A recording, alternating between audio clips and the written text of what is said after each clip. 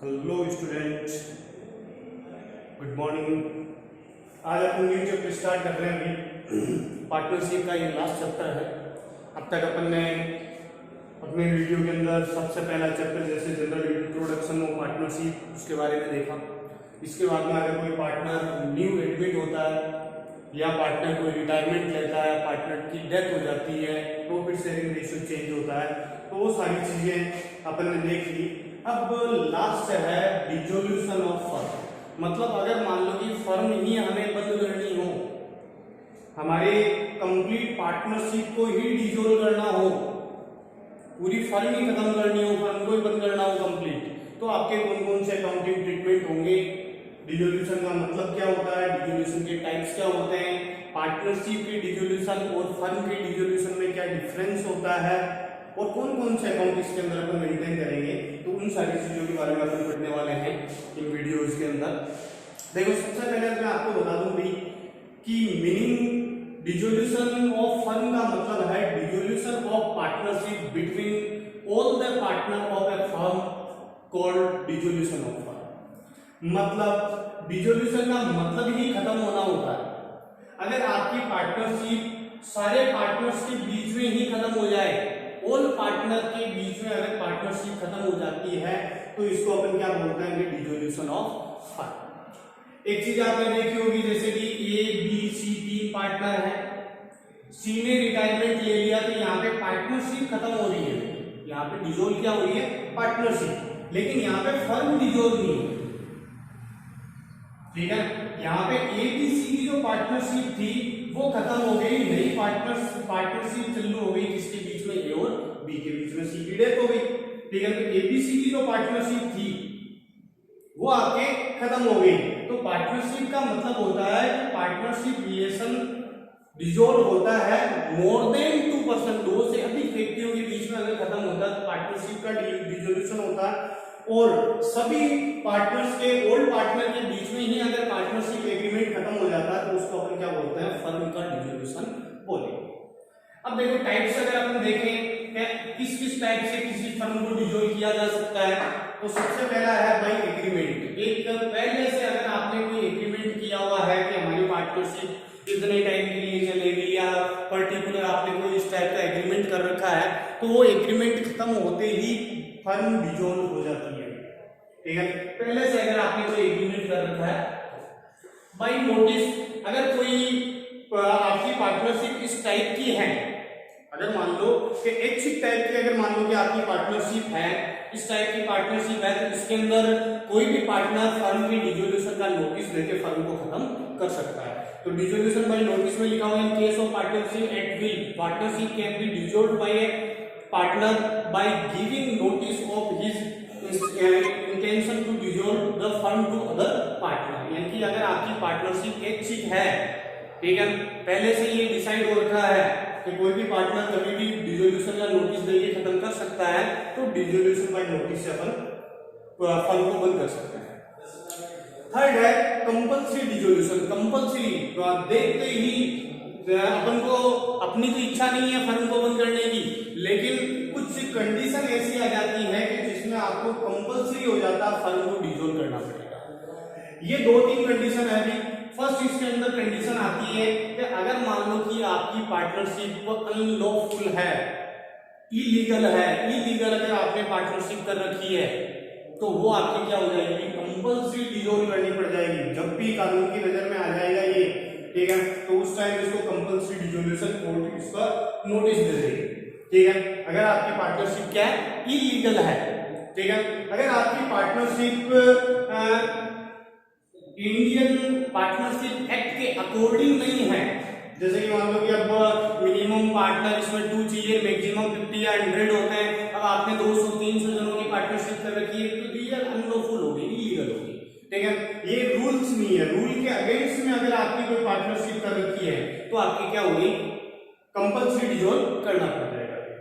अगर मान लो कि आपका कोई पार्टनर जो है वो आपकी किसी यानी कि एनिमी कंट्री से बिलोंग करता है, एनिमी कंट्री प्रेजेंट के अंदर अगर अपन देखें तो इंडिया की कोई भी एनिमी कंट्री घोषित नहीं है, यानी कि पहले से एनिमी कंट्री वो होती है जहां के ट्रांजेक्शन सारे के सारे रिजेक्ट हो जाते हैं, जैसे कि इधर के कोई भी ट्रांजेक्शन वहां पे नहीं होते, उधर के कोई भी ट्रांजेक्शन इधर नहीं होते, हमारा जो राजदूत होता है वो वहां पर नहीं बैठता, उस देश का राजदूत हमारे इंडिया में नहीं बैठता, तब अपन कह सकते हैं कि ये हमारी एनिमी कंट्री है। ठीक है, तो अगर मान लो कि आपकी पार्टनरशिप किसी ऐसे पर्सन के साथ है जो आपके देश के एनिमी कंट्री से बिलोंग करता है, तो ऐसी पार्टनरशिप को अपन क्या करेंगे कि कंपल्सरी डिसॉल्व करना पड़ जाएगा। ठीक है, तो ये इसके अंदर आ जाता है। इसके बाद में है बाई कॉन्टिजेंसी, इसको बाद में लेंगे, पहले अपन ले लेते हैं बाई कोर्ट। कोर्ट के द्वारा अपन पार्टनरशिप को कब डिसॉल्व करवा सकते हैं। ठीक है, बाई कोर्ट। ठीक है, तो बाई कोर्ट के अंदर अगर मान लो कि कोई भी पार्टनर अनसाउंड माइंड हो जाए, मान लो कि कोई 3 पार्टनर है, एबीसी है, इसमें से ए जो है अनसाउंड माइंड मतलब पागल हो गया।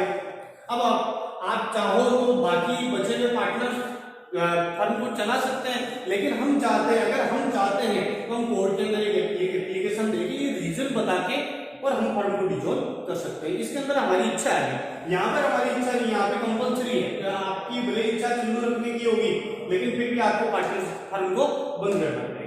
भाई कोर्ट के अंदर अगर आपकी इच्छा है तो करवा लो कोर्ट से बंद, कोर्ट दे देगी आपको परमिशन दे देगी, और अगर आपकी इच्छा है तो इसको चालू रख सकते हैं। ठीक है, इसके permanent incapability of a partner perform his duty as such. अगर मान लो कि कोई ऐसा एक्सीडेंटल केस आ जाता है जिसके अंदर कोई आपका पार्टनर जो है परमानेंट अनकेपेबल हो जाता है अपनी ड्यूटीज पूरी करने के लिए, तो भी आप क्या कर सकते हो, बाई कोर्ट से डिसॉल्व करवा सकते हो।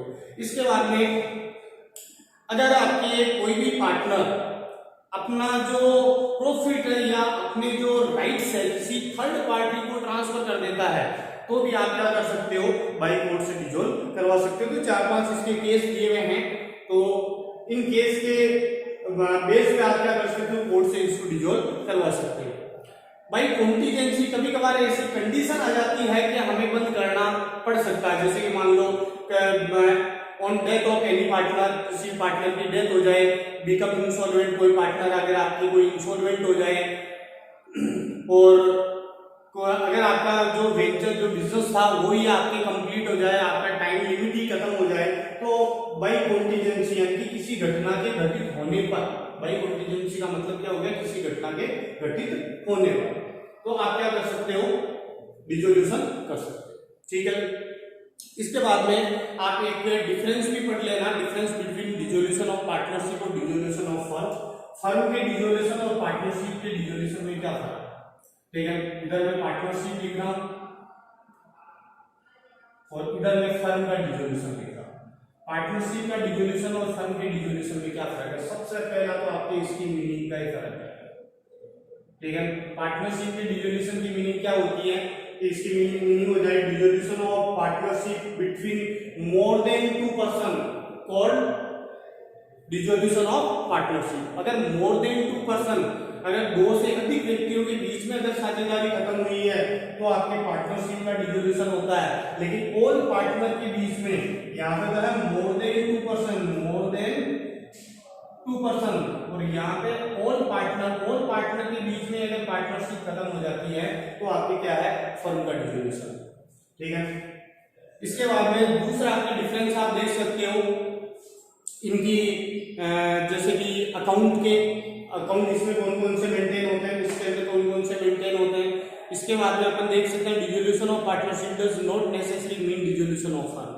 ठीक है, यानी कहने का मतलब अगर फर्म ये पार्टनरशिप का डिसोल्यूशन होता है, अगर पार्टनरशिप का डिसोल्यूशन होता है तो फर्म खत्म नहीं होती, लेकिन फर्म का डिसोल्यूशन होता है तो पार्टनरशिप अपने आप ही खत्म हो जाती है। मतलब अगर मैं बोलूं कि फर्म का डिसोल्यूशन हो गया, इसका मतलब पार्टनरशिप का भी डिसोल्यूशन हो गया। लेकिन मैं बोलूं पार्टनरशिप का डिसोल्यूशन हो गया, तो इसका मतलब ये कभी भी नहीं होगा कि फर्म का डिसोल्यूशन हो गया। ठीक है, तो पार्टनरशिप के डिसोल्यूशन से फर्म का डिसोल्यूशन नहीं होता है, लेकिन फर्म के डिसोल्यूशन से पार्टनरशिप का डिसोल्यूशन हो जाता है। ठीक है, इसके बाद में एक्टिविटीज के बारे में अगर अपन देखें तो पार्टनरशिप अगर डिसॉल्व होती है तो बिजनेस एक्टिविटीज कंटिन्यू रहती है, यहाँ पे। लेकिन फर्म अगर डिसॉल्व हो जाए तो पार्टनरशिप एक्टिविटीज अपने आप ही बंद हो जाती है। ठीक है। एक इसके अकाउंट का लिख लेना, इसके अंदर पार्टनरशिप के डिसोल्यूशन के अंदर कौन कौन से अकाउंट बनते हैं आपको बताया, रिवैल्यूएशन का अकाउंट बनता है, पार्टनर्स कैपिटल का अकाउंट बनता है और बैलेंस शीट बनती है। लेकिन फर्म के डिसोल्यूशन पे रियलाइजेशन का अकाउंट बनता है, पार्टनर्स कैपिटल का अकाउंट बनता है और एक आपके बैंक अकाउंट बनता है, केस या बैंक, केस एंड बैंक या केस, आप चाहो तो केस एंड बैंक और आप चाहो तो केस अकाउंट बना सकते हो। ठीक है, तो ये इनके डिफरेंस हो गए। ये क्वेश्चन इनकी थ्योरी में से जरूर पूछता है। अब अपन कौन कौन से अपन अकाउंट मेंटेन करेंगे उसके बारे में पढ़ेंगे। डिसोल्यूशन ऑफ फर्म का जब डिसोल्यूशन होता है तो कौन कौन से अकाउंट अपन को मेंटेन करने होते हैं उनके बारे में पढ़ेंगे। तो आज अपन केवल एक अकाउंट के बारे में डिस्कस करेंगे, रियलाइजेशन। देखो भाई, इसमें 3 अकाउंट बनते हैं वैसे तो, लेकिन सबसे पहले आज अपन रियलाइजेशन अकाउंट की बात करते हैं।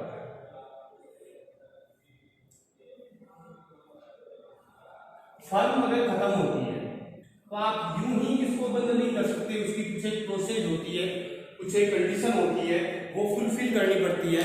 वो सारी कंडीशंस वगैरह फुलफिल हो जाती है, उसके बाद में आप फर्म को बंद कर सकते हो, वैसे नहीं कर सकते।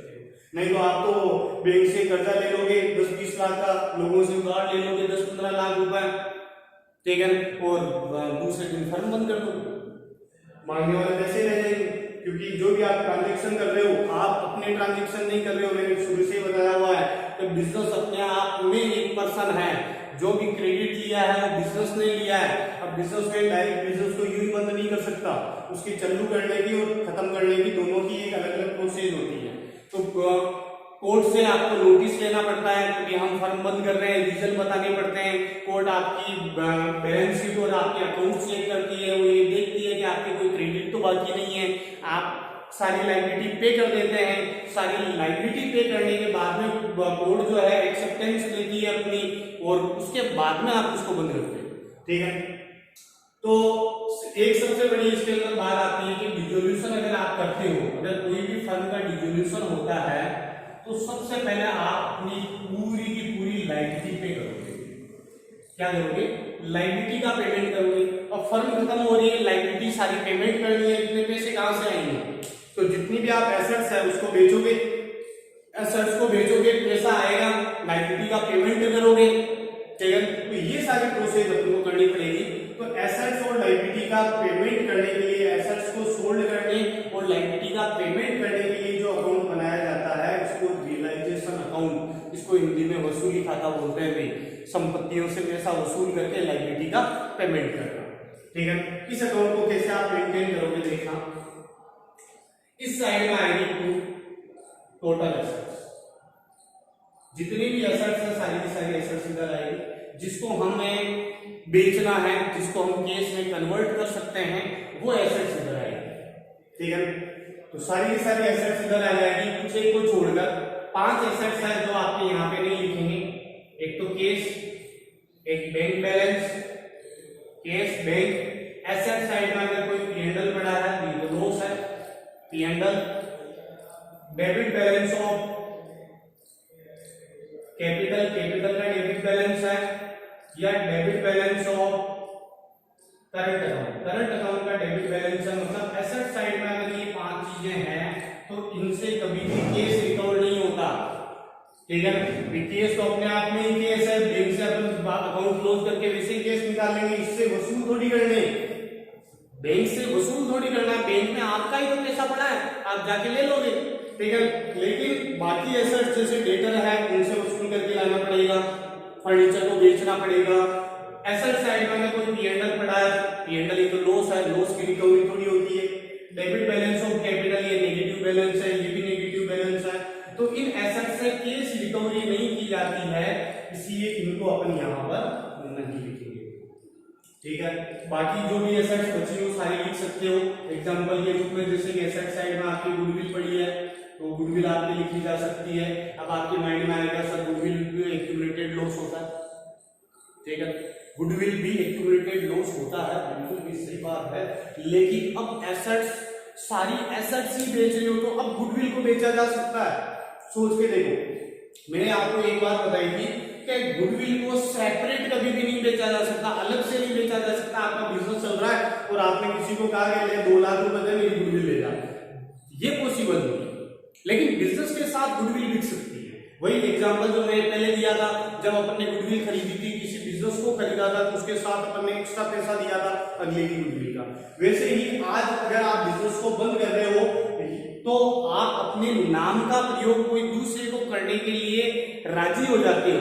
अगर कोई दूसरा कहे भी मैं आपकी दुकान के नाम का प्रयोग करना चाहता हूं या आपके रजिस्ट्रेशन का प्रयोग करना चाहता हूं, आपकी गुडविल का प्रयोग करना चाहता हूं, तो इसको अपन बिजनेस के साथ बेच सकते हैं। ठीक है, तो गुडविल यहाँ पर वापस आपकी लॉस नहीं, अब क्या मानी जाएगी, एसेट्स मानी जाएगी। ठीक है, इसके अलावा जैसे कि आपके फर्नीचर दिया हुआ तो आपने फर्नीचर यहाँ पे लिख दिया। अगर आपको बिल्डिंग दी हुई है तो बिल्डिंग आपने यहाँ पे लिख दी। जो भी एसेट्स है, स्टॉक है, डेटर है, तो एसेट्स आपके यहाँ पे टोटल आप यहाँ पे लिख दोगे। यानी क्या किया आपने, बैलेंस शीट, जिस समय बैलेंस शीट देखी आपकी, इन 5 एसेट्स को छोड़कर जितनी भी एसेट्स थी सारी की सारी यहाँ पर। टोटल लायबिलिटी इस साइड में लिखोगे भाई टोटल लायबिलिटी, जिन लायबिलिटी का पेमेंट करना है ये आप यहाँ पे लिखोगे। कुछ एक लायबिलिटी को मैं छोड़ रहा हूँ। लायबिलिटी साइड में जो कैपिटल का बैलेंस पड़ा है इसको अलग से पेमेंट करेंगे, करंट अकाउंट पड़ा है इसका भी अलग से पेमेंट करेंगे। ठीक है, इसमें कोई पार्टनर का खुद का लोन है, पार्टनर का लोन है तो इसका भी अलग से पेमेंट किया जाएगा। अगर कोई भी रिजर्व है, कोई भी फंड है, कोई भी P&L है, लायबिलिटी साइड है। ठीक है, और एक आपके बैंक ओवरड्राफ्ट, तो ये लायबिलिटी 7 लायबिलिटी है। इन 7 लायबिलिटी के अलावा जितनी भी लायबिलिटी है उसको आप यहाँ पे लिखोगे। ठीक है, क्योंकि बैंक ओवरड्राफ्ट है उस बैंक अकाउंट में पेमेंट होगा, यहाँ पे नहीं आएगा। रिजर्व फंड P&L इनका पेमेंट नहीं करना, ये तो प्रॉफिट है। कैपिटल और करंट अकाउंट कैपिटल अकाउंट में चल जाते हैं, लोन अकाउंट भी कैपिटल अकाउंट में अपन ट्रांसफर कर देते हैं, तो इस अकाउंट में इसको नहीं लिखेंगे।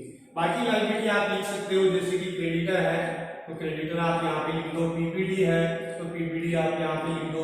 अदर कोई लोन है, अदर लोन, जैसे कि पार्टनर की वाइफ का, रिलेटिव का या बैंक का कोई सा भी लोन है तो आप यहाँ पे लिख दो।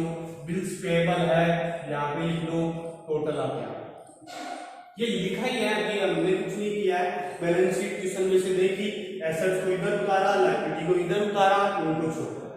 ठीक है, इनका क्या करना है अपन बाद में देखेंगे। अब आपको क्या करना है, 2 ही काम करने हैं, एसेट्स को बेचनी है और लायबिलिटी का पेमेंट करना है। तो एसेट्स को बेचोगे, इधर पैसा आएगा बाय केस। एसेट्स को अगर आप सोल्ड कर रहे हो, एसेट्स को बेचे नहीं। अब अगर मान लो कि एक बात बताओ, जैसे कि मान लो कि आपको बिजनेस बंद करना है, आज आपको बिजनेस बंद करना है तो आप फर्नीचर बेचोगे, तो फर्नीचर आप नगद में बेचोगे या उधार में बेचोगे? अगर मान लो आज आपको बिजनेस बंद करना है, आज आप फर्नीचर बेच रहे हो, तो फर्नीचर आप उधार में बेचोगे नहीं, क्योंकि आपको पता है बिजनेस तो बंद करना है, तो आप उधार बेच के नया अकाउंट थोड़ी क्रिएट करोगे। तो जो भी सोल्ड करना है आपको कैश में सोल्ड करना है, उधार में नहीं। हाँ, कभी कभार कोई एसेट्स अगर पार्टनर खुद रख लेता है, जैसे एक्स या वाई ने खुद ने एसेट्स रख ली, तो आप पार्टनर का नाम लिख सकते हो। तो 2 ही चीजें आपको याद रखनी है, एसेट्स इधर बेचनी है। अगर पार्टनर रख लेता है तो पार्टनर का नाम लिख दो, और अदरवाइज किसमें बेचनी आपको, कैश में बेचनी। सेम लायबिलिटी का पेमेंट इधर करोगे। अगर आपने कैश में पेमेंट किया है, बिजनेस के पैसों से पेमेंट किया लायबिलिटी का, तो कैश के नाम से। और अगर कभी कभार कोई पार्टनर खुद की जेब से कर देता है तो पार्टनर का नाम। ठीक है, दोबारा देखना भी, एसेट्स को बेचना है, एसेट्स बेचोगे इधर, लायबिलिटी का पेमेंट इधर। एसेट्स अगर नगद में बेची है तो बाय केस, अगर पार्टनर ने रख ली तो पार्टनर का नाम। लायबिलिटी का पेमेंट इधर, लायबिलिटी का पेमेंट अगर आपने केस में किया है तो केस, और अगर किसी पार्टनर ने लायबिलिटी का पेमेंट कर दिया तो पार्टनर का नाम। बस अब आप इसकी टोटल करो, टोटल करके इसमें से घटाओ, डिफरेंस इधर आता था, आपको पता है प्रॉफिट होगा। प्रॉफिट को आप किस नाम से लिखते हो, पार्टनर्स कैपिटल के नाम से लिखते हो। क्या है ये आपका प्रॉफिट, प्रॉफिट को बांट लेंगे इधर, जो भी पार्टनर है एक्स वाई, अगर डिफरेंस इधर आता है तो लॉस होगा, बाई पार्टनर्स कैपिटल क्या है ये आपके लॉस, लॉस को बांट लेंगे। बस इतना ही ध्यान रखना, अभी 4 ही काम किए हैं आपने इस अकाउंट के अंदर। जो भी एसेट्स है सारी की सारी एसेट्स इधर लिखी, ठीक है, इन एसेट्स को छोड़कर। फिर क्वेश्चन में से देख के सारी लायबिलिटी इधर लिखी, इन लायबिलिटी को छोड़कर। फिर आपने एसेट्स को इधर बेचा, अगर एसेट्स कोई पार्टनर रख रहा है तो पार्टनर का नाम और केस में बेच रहे हो तो, और लायबिलिटी का पेमेंट इधर किया, केस में कर रहे हो तो टू केस, और कोई पार्टनर अगर करता है तो पार्टनर, बाकी टोटल करो, प्रॉफिट लॉस निकालो, प्रॉफिट लॉस बांट लो, ठीक है। बस इतनी सी चीज है भाई, ज्यादा बड़ी चीज नहीं है, ठीक है।